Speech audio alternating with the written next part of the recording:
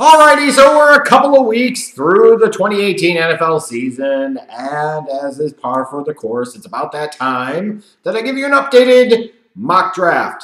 Yeah, the grind never stops. Never ever does.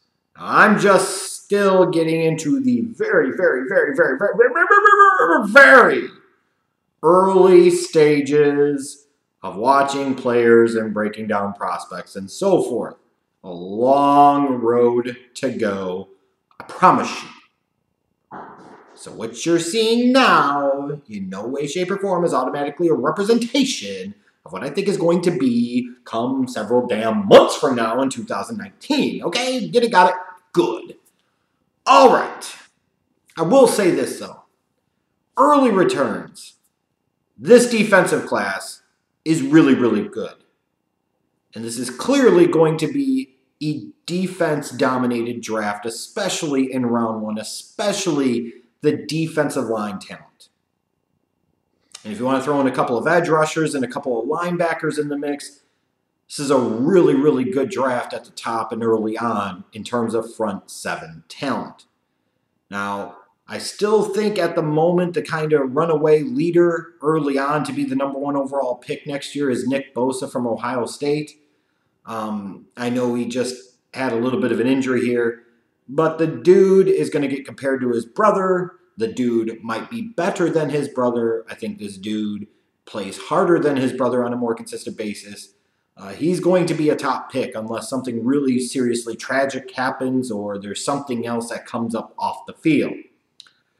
Bosa going #1. Now, you look at it with this draft, and it's kind of crazy. Like, granted, the way I did the order here was just literally based off of playoff position through 3 weeks, so don't read too much into it. I promise you, it does not meant to insult your team. I don't care, frankly, but so you look at it, and it's kind of weird because Arizona just took Josh Rosen, so they're not taking another quarterback next year. Houston's got Deshaun Watson. They're not taking a quarterback, even if they continue this bad season and Bill O'Brien gets fired. And the Oakland Raiders, hell, who knows? But I would find it very odd that they would sit there and take a quarterback when they've paid Derrick Carr all that money and they're still paying him all that money. So you could be looking at a situation when this draft comes around several months from now, either you'll be sitting somewhere towards the bottom of the top 5 before a quarterback is taken, like a Justin Herbert from Oregon, even if he might be viewed as the top talent in the class, and that remains to be seen. But unless somebody wants to really get froggy and get ahead of a team like the New York Giants and take the kid or take one of the other quarterbacks, you know, this is one of these drafts where you had a lot of teams in recent years take quarterbacks early, and some of them, granted, had missed. See the Denver Broncos is a perfect example, hence why I've got them taking another quarterback at pick 19. In this case, it's Drew Lock. But a lot of teams, when you just go down the draft board, you know, you look at Arizona just took a quarterback. Houston just took a quarterback. Oakland's paying their quarterback a lot of money. The Giants, that's a no-brainer if they're picking top 5 at best. Damn, be a quarterback. The Jets just took Darnold. The Lions have Matthew Stafford. The Bills just took Josh Allen. So the way this mock draft plays out, and then you look at picks 9 and 10, it's Andrew Luck with the Colts and Matt Ryan with the Falcons. You know, you start looking at it, pick 8 with Dallas, maybe with Dak Prescott, and is Jerry Jones really ready to move on from Dak? He might be. And imagine how fascinating that would be if the Cowboys were in the top 10 of a draft and were looking to take a quarterback potentially. But this is going to be one of these drafts potentially, and again, based off of the early order, where you could have a lot of teams picking in the top 5, 8, 10 that have just recently taken a quarterback. They're not ready to give up on that quarterback, or maybe they don't have reason to give up on that quarterback yet. And you could see quarterbacks slide, even if several of them end up getting first-round grades. Well, when you look at the top of this draft, the first 3 picks are all defensive linemen. It's Nick Bosa, then it's Ed Oliver to the Houston Texans at 2, Derrick Brown of Auburn, #3 to the Raiders.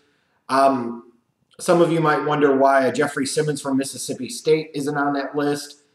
We're going to have to see how this plays out with the off-the-field stuff concerning the video of him getting into it with a woman and how much that's going to impact the way teams view him. Like a team like Seattle at 12 wouldn't give a shit less and care about Frank Clark. Why would they care about Jeffery Simmons? And it would probably be a great destination for him.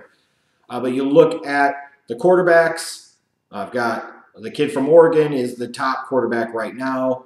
Not saying he's my top quarterback, just saying he's the top quarterback right now. Then you got Drew Lock, the kid from Buffalo, Tyree Jackson, that could potentially really shoot up the boards with his size, athleticism, and his arm strength. He's probably going to get a lot of lazy Cam Newton comparisons. They might be somewhat appropriate, but some Carson Wentz comparisons might also be appropriate. Then you got quarterbacks like Will Grier could end up going in round one, Jarrett Stidham, and Dwayne Haskins. There could be other kids that work their way into the mix. It will be interesting to see what happens with those quarterbacks ultimately.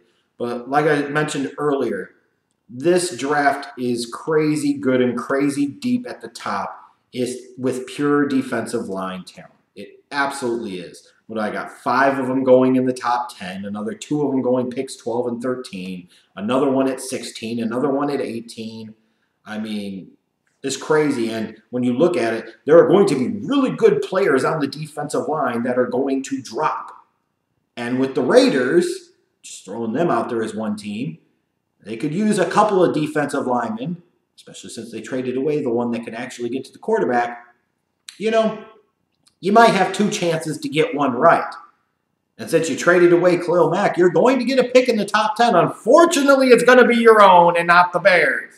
Just saying.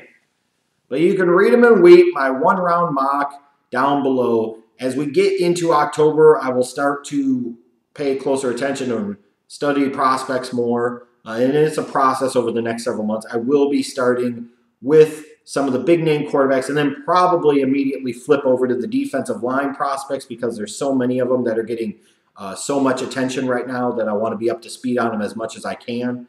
But you can let me know what you think of my mock draft. I'll do another one probably in 2 weeks. Don't overreact because ultimately, keep in mind, it's only the end of September.